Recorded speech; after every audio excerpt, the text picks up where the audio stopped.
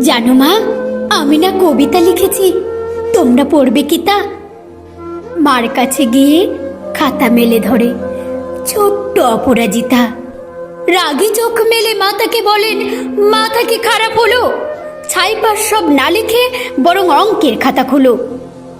মুখটি ভার করে গুটি গুটি পায়ে গেল সে বাবার কাছে।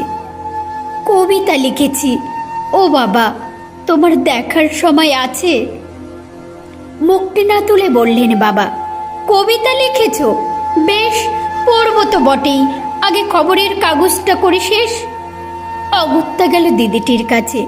ডাকলো সে, দিদি আয়, দেখ না কেমন ছবিটা এঁকেছি ছোট্ট এ কবিতায়। দিদির দু চোখে টিভি পর্দার ঝলমলে রোশনা। বলল, কবিতা তুই লিখেছিস? কবিতা না, ওটা ছাই।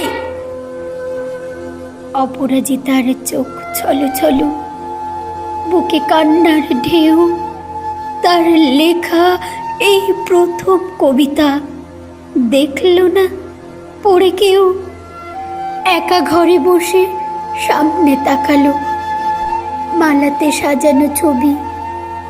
স্নিগ্ধ দু চোখে রয়েছে নেচে সহজ পাঠের কবি। কবিতার খাতা মেলে সে ধরল, ঠোঁট দুটি থর থর। বলল, ঠাকুর কেউ না পড়ুক, তুমি এ কবিতা পড়ো।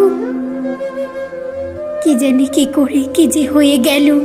এ কথার সাথে সাথে রবি ঠাকুরের মালা থেকে ফুল ঝরল সে খাতাটিতে। মনে হলো তার সামনে দাঁড়িয়ে বুঝি রবীন্দ্রনাথ। মাথার ওপরে রাখলেন তার আদর মাখানো হাত।